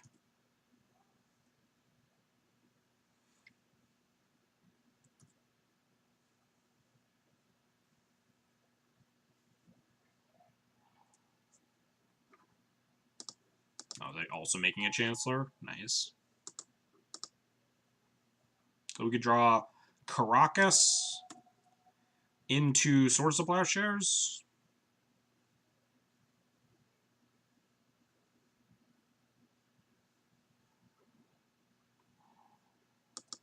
Unmask, deal. Still have the same cards, opponent.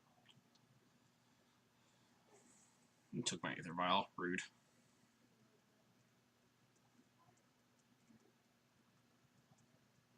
Alright, time to top deck this Caracas.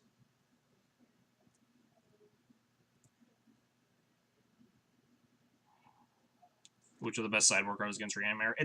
I mean, the best card you could possibly be playing is probably... Oh, no, right on time, Remorseful Cleric. We're not going to show him this Remorseful Cleric. I could cast it, but we're dead. We're not going to win anymore. Like, I don't want to show him that I have access to a card like this in my deck.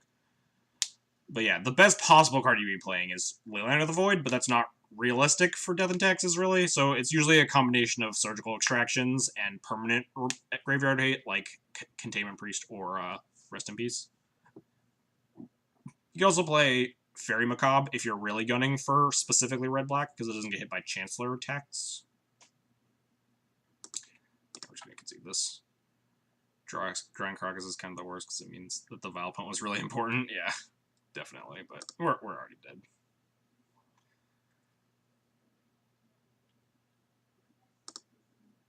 Alright, now we gotta pray to God we win games 2 and 3, which is usually the plan against red-black. It's just getting really lucky. Call these Stone Forges and these Mother of Runes. Yep.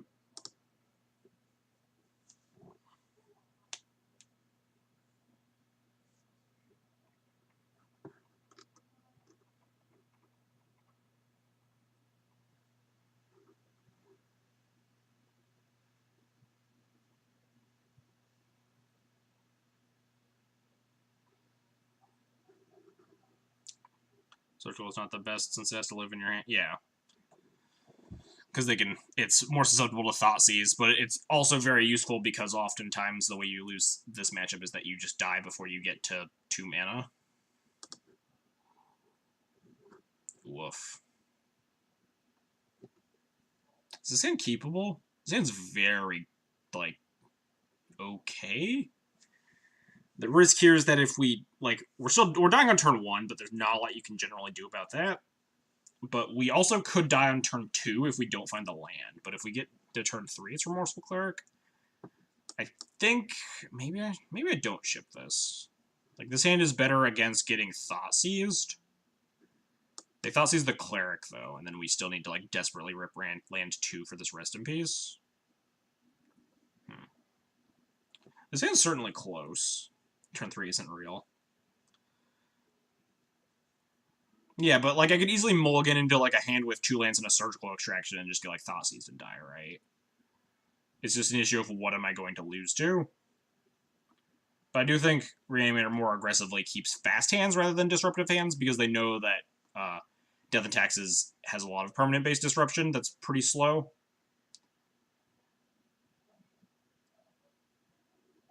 So I think they're more incentivized to keep a fast hand, so I think I have to ship this.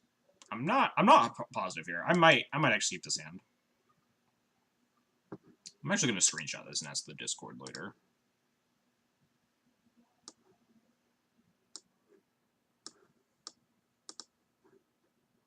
But I'm going to mull. Ooh, this hand is probably better. I'm going to bottom that. We kind of want to try to find land in 3 to cast Council Judgments if we need to. Turn 3 could be real if they have a hand that beats hate. Yeah, exactly. That was my consideration. I think in this matchup, though, red-black really wants fast hands more than it wants hands that beat hate, because so much of Death and Taxes hate is slower that a lot of the times they can just turn 1 you and kill you. Like, we might still just get turn 1 and die here.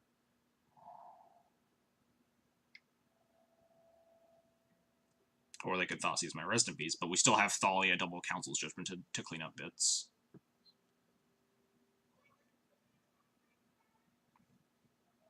If I knew they didn't have... Oh yeah, there's also a factoring in Chancellor, but they usually cut a lot of the Chancellors in the Death and Taxes matchup. They have... Okay, they have Unmasked too. Sure. Well, not a lot we were doing as double discard. Like, I like this hand a lot more because at least we have a second land. Yeah.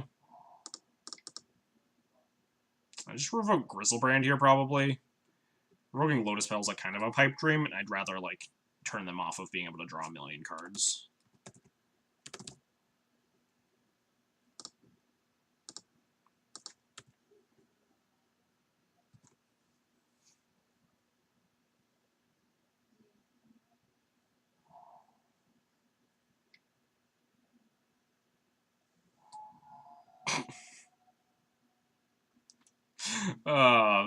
I love this plan when I'm playing against Reanimator. When they reanimate your Thalias. Man, I was really hoping to draw Caracas there. So they don't have a fatty in the yard. I think Chalice at 1's just insane, right? Like, they have 3 cards in, so they can't discard a hand size, and they don't have, like, if I Chalice at a 1, they can't Faithless Looting or Entomb. So Chalice at 1 here is just nuts. And gives us just a million turns to find just some, like a Caracas or just 4 lands or something to deal with this Thalia and attack in. Oh, you also can't? Yeah, fair. Fair point, chat.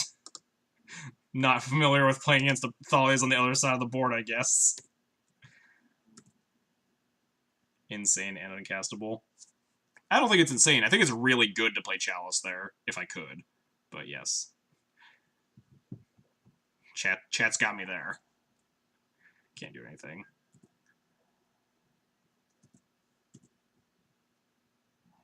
Yeah, I think I'm just jamming Chalice at 1. They could have Entomb here and kind of get me. But Thalia on the other, yeah, I know how Thalia on the other side works. I was joking, being so familiar with having a insanely good. Okay, yeah. That makes more sense. And Chalice on 1, hope they don't have Entomb here. If they have Entomb, it could get dicey. Nice.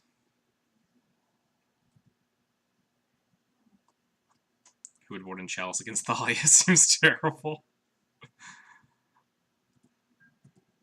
Alright, so this game's like pretty locked up, I think. As soon as we find land 4, we just start clocking them. Am I casting this? Just gives me more stuff in play. Not really concerned about any artifacts or enchantments. Boonsy, thanks for the follow. Appreciate it. I think I am just casting this.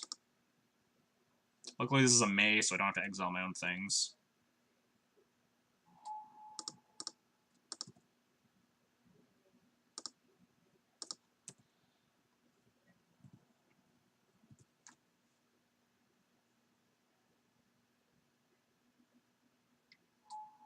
Oh no! Immediately can't eat the Lotus Petal. I got. Land? There we go. Got a Council's Judgment, my own Thalia. This is why we played the Relic Order. Yeah, I'm putting concedes. We played the Relic Order, so as soon as we hit land 4, we can start clocking them.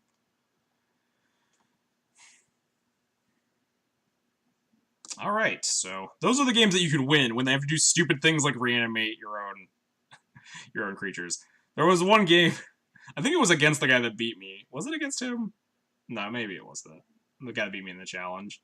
It was against someone, and they reanimated my Sanctum Prelate and put it on 3, and it was just so bad. Like, it turned off my Council's Judgment. My hand was like 2 plows and a Council's Judgment or something. It's like, you can have this. Alright, unfortunately now we have to win on the draw, which is just way, way, way harder. We need to get really lucky and have a surgical opening, or have my opponent mulligan into Oblivion. Winning game 3 is a little bit rough.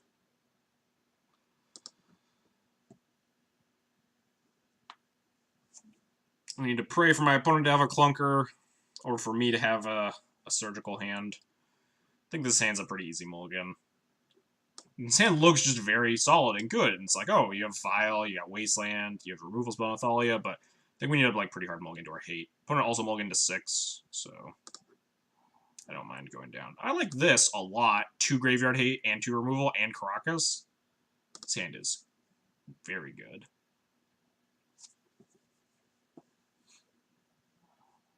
I think I'll take 3rd Removal Spell, honestly.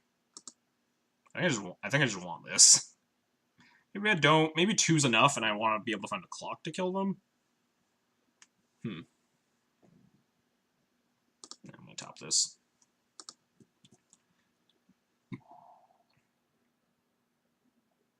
I may need to fight through, like, turn 1 Grizzlebrand, making, like, 5 different creatures.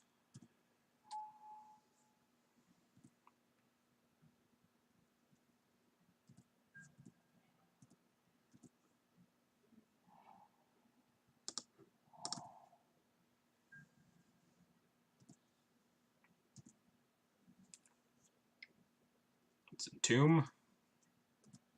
No Entomb, alright. Not dead yet.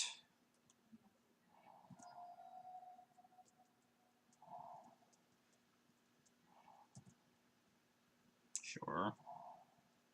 Which 5 creatures can you possibly fight through? I meant, like, not necessarily 5, but, like, Grizzlebrand into, like, other stuff. There's a chance that I could, like, get a Rest Piece down and clean up some scraps. Yeah, they're making a Grizzlebrand here. So, like, this is the thing. That I'm going to be able to bounce, hopefully bounce this Grizzlebrand. I guess they'll be able to, like, probably Thoughtseize or unmask my Rest Piece or something, but bounce this Grizzlebrand, untap, play a Graveyard Hate card, and then hopefully beat whatever leftovers they have. I'm not sure you need 3 ways to beat Knowledge. Maybe I don't. I think it's better than, like, most of the cards I could draw on turn 1, though. And the first 2 turns are pretty critical to living. I bounce this in response to the drawing the first 7. Probably. Just make them immediately draw the second 7. I might spend a spell on this. Just, like, path it. I don't know. Bouncing is pretty fine, right? Especially, I guess, no, we want to wait. Because if my opponent Thoughtseizes me a bunch, I'd rather probably kill it. Rather than letting them discard it again and then having to deal with it later. We'll see. I think I'm going to let them draw, though. We might want to cast a spell instead of activating Caracas. Definitely deal with it in response? I think it's a huge deal. I think they're inclined to just, like, draw down to 4 anyway. Unmask me. Okay, this is fine. I mean, fine is relative. They get to take my Rest Piece, which is unfortunate, but there's definitely a reason to wait. I might want to be able to cast a Plow or something. They're almost assuredly taking Rest Piece here. Yeah, giving them lands isn't free, but getting them life is definitely also not free when they have access to Grizzlebrand. The hope is that they can't find more Thoughtseizes for my Cleric after they take this Rest in Peace here.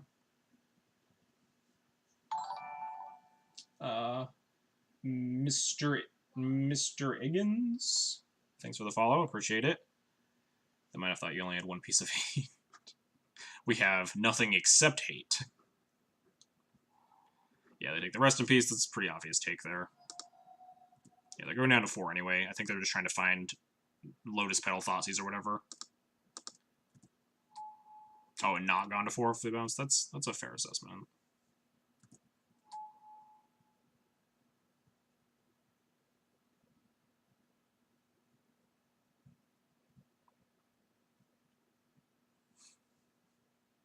Just pass the turn. Don't Thoughtseize me. Just nope.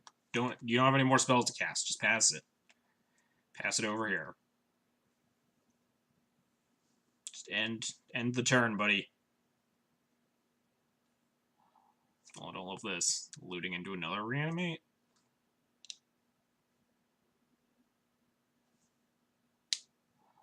Discard Grizzlebrand Elish. Oh, Elish definitely isn't bad. You can beat Elish. Wow, is that it? So we just bounce this Grizzlebrand, untap, play Cleric.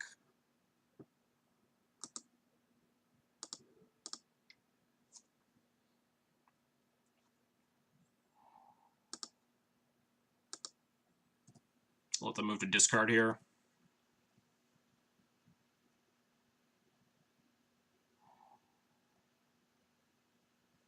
Discard land, reanimate.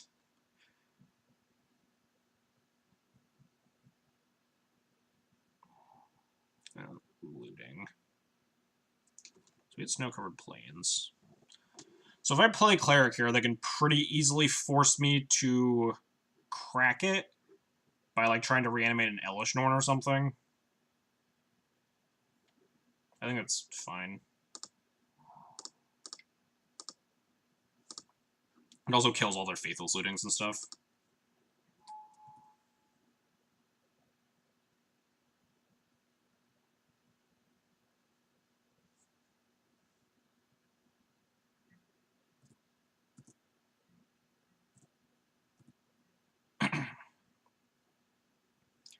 This lets them give them the ability to flashback looting if they want, but I don't really care about that because it just puts more things in the yard. Alright, just clericking, then denying the looting first. I don't care if they loot, right? Because they're just putting more things that I want to exile in their yard. Like, I don't know why they're entombing here. We have cleric in play, yeah. I guess they're forcing the issue now because they have to get rid of my cleric eventually. Please cast Exhume. Oh, man. I was really hoping they would Exhume so I could just get cleric back again. I could just let them do this and like, path the Chancellor. But with 5 cards in their hand, I don't hate just, like, exiling their whole yard. Their hand is Grizzlebranded 4 question marks, and we have plenty of answers to, like, a Grizzlebrand and stuff. We don't have a clock after that. They're at 4. So there's a chance I just want to let this happen, untap, path it, and attack them down to 2, right? Like, I could just, like, I do need to kill them. This is just a Chancellor of the Annex, yeah. And they can't realistically Thoughtseize me, like, 3 times to punish me.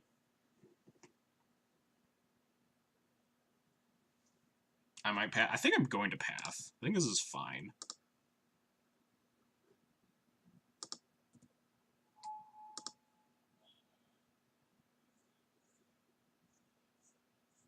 I guess they could have, like, if they remove the cleric, then it's, like, we wasted a path. But I think the upside's just way higher here. Ooh, Prelate. Prelate's pretty good, too. 1 Thoughtseize punishes me. And they gain, like, 4 life, but that's not a huge punishment. They still can't trigger draw cards with Grizzlebrand because we'd attack them down to 6.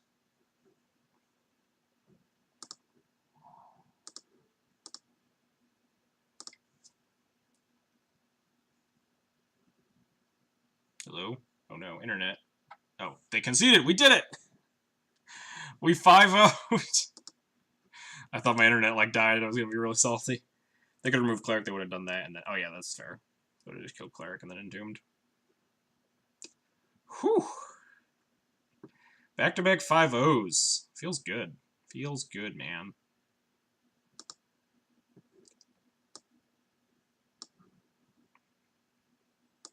Guess I need to save the screenshot, because I need to take some more screenshots.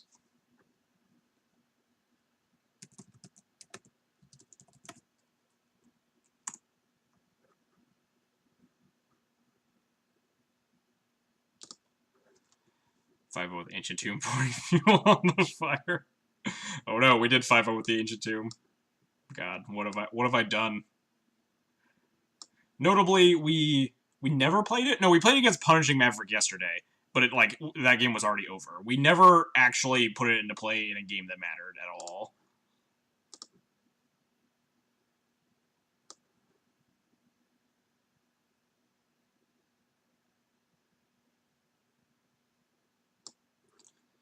Screenshot that.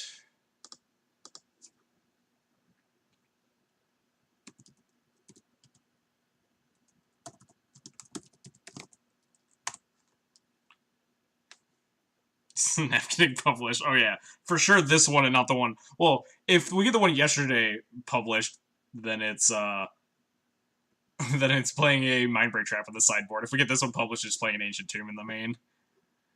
Two or 3 recruiters, almost one's 3. I play 2 in the main, 1 in the sideboard. Game 1s oftentimes are a lot more streamlined, and you can't really afford to play all these like clunky 3-mana 1/1s because they're very slow.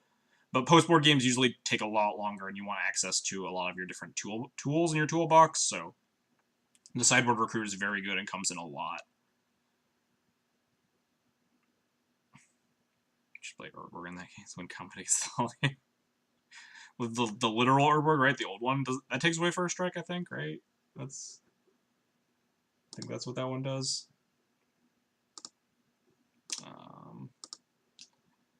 Whew, that was stressful. Real nail biter there. Our final boss being Red Black Reanimator is just always horrifying.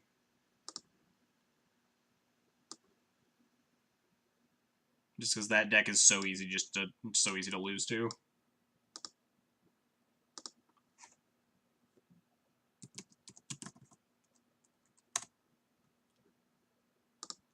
All right.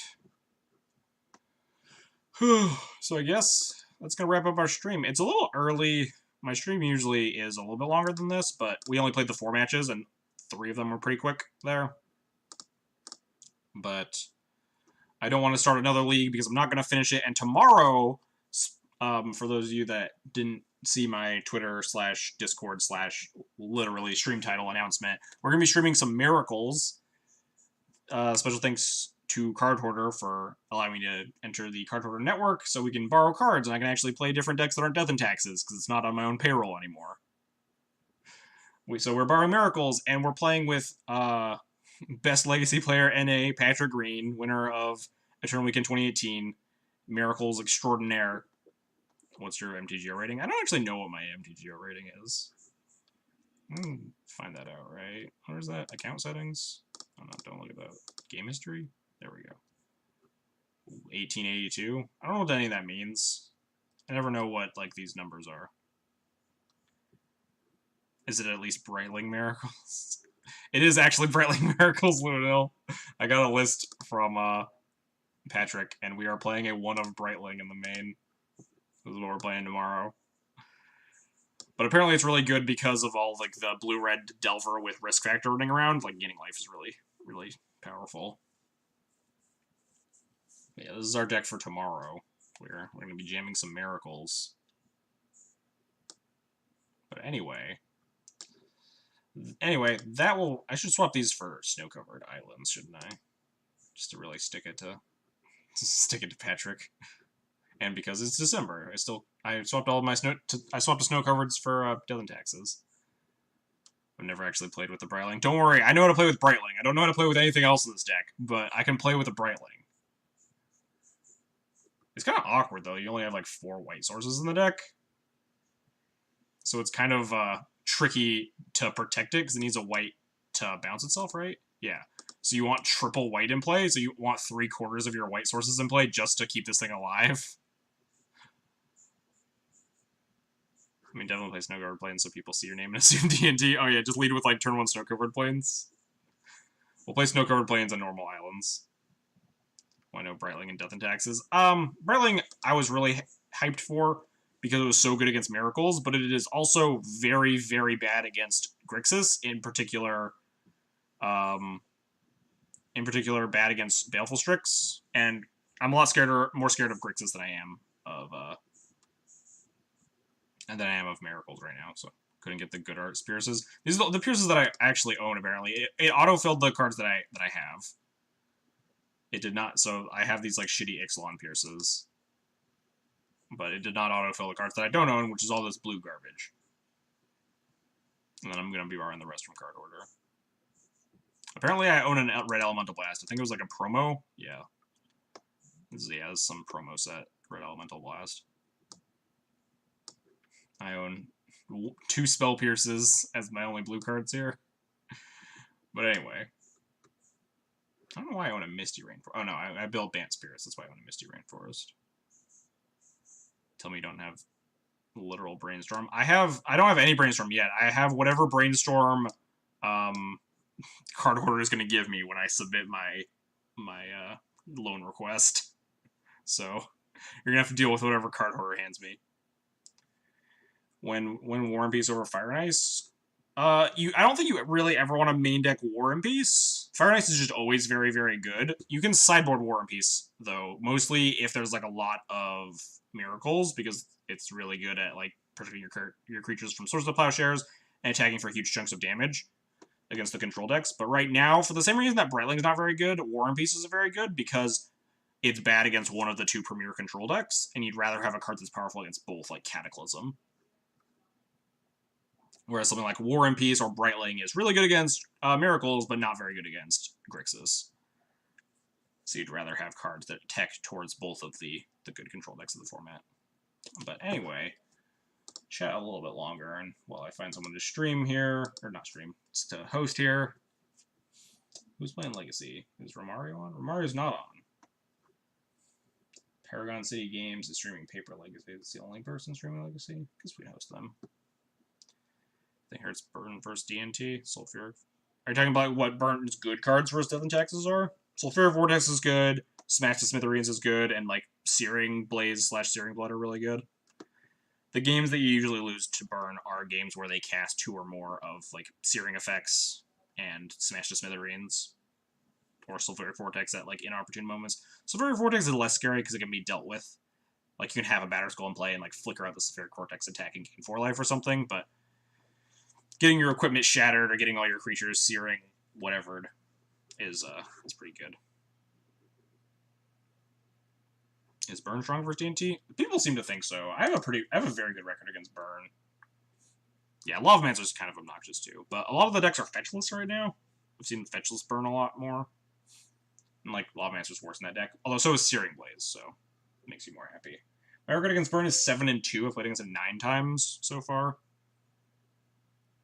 I think it's like moderately scary. It's a matchup where you have to like be on the edge of your seat a lot, but I think it's favored. But maybe I'm just biased because of there is definitely some player skill involved. Like my Miracles record is 17-3, and that's definitely not like indicative of how good that matchup is at all. So maybe the Burn matchup is definitely closer than 7-2. Oh, I didn't update the spreadsheet for the last round.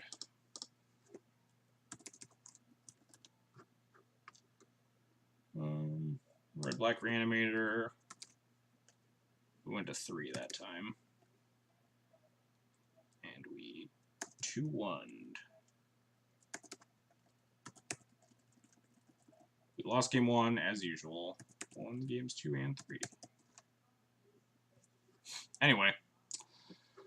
So I suppose we'll just go host Paragon City games, streaming some Paper Legacy. No one's online besides that, so I like to host other Legacy players. And I suppose people streaming Paper Legacy is also good. Show some support. Oh dear. Burn versus Red-Black Reanimator. Ugh. Poor guy. That's such a bad matchup for Burn. It's like basically a bye for Red-Black. Anyway, side matchup, but I went on record. I could also see more GP sides of the players, but not the highest quality. Yeah, the issue is that like a lot of the Burn, like maybe not a lot. I shouldn't stereotype players of decks, but they're definitely like a lot of Burn players are playing it because it's budget or because it's like one of the cheaper Legacy decks. So they're not as in touch with the format. Their skill level isn't as high. Same could be said for D&T players. Like a lot of D&T players do bring down the average when you watch the D&T players in a room because the deck is so much cheaper than a lot of the Legacy decks. So some D&T players that you see in like the beginning rounds of GPs and whatnot are not going to be the best players. Yeah, it's easy to acquire. It's pretty cheap. So it'll attract newer people to the format, which will not do as well. Anyway, that is going to wrap up our stream tonight. I'm going to go offline because I am very tired. Thanks everyone for... Did we 5-0? We did 5-0. We just finished. We beat Red-Black Reanimator. We beat our round 3 opponent as our final boss, Red-Black Reanimator. 5-0 twice in a row. So if we don't 5-0 tomorrow, it's because Miracles is just terrible against Death, terrible, and Death and Taxes is the best deck. You heard it here first, folks. Miracles unplayable, unless we 5-0 tomorrow. But we'll see. Anyway. If you like the content today, you want to see more stuff, you can follow, subscribe, or donate. Follows are totally free, help you know when I'm going live, help other people find my content. Subscriptions get a sweet Thalia emote and Thraben themed subscription badge in the chat. And donations are currently undergoing some renovations. Recent partnership with Card Hoarder means that I have access to a lot more Legacy decks, so I'll be interested in playing what Legacy decks you guys want to see. So, overhauling that a little bit, I'll figure it out eventually. Quick throw into Too Many Miracles to a 2 back to basics. Unbeatable. Other than that, you can subscribe to me on YouTube or follow me on Twitter. YouTube is where all my videos go after they're done being live, so there's a ton of archived footage there. And Twitter is when I post my stream schedule, when I'm going live, updates to the stream schedule, that sort of thing. And that should be everything. 3 ports main. Yeah, we were trying the Ancient Tomb. I think it's bad. Chat convinced me yesterday that I should try the Ancient Tomb and that I probably shouldn't cut a white source for it. That I should probably, like, a lot of the Ancient Tomb lists play 3 ports. I think I would much rather just be playing 4 ports, but we saw it exactly once, and that it was only in a game that we had definitely already lost. So, I do think it's just worse than a 4th Rashadan port, but it was worth testing. I'll probably keep it in for a little bit until it's either actually good or bad.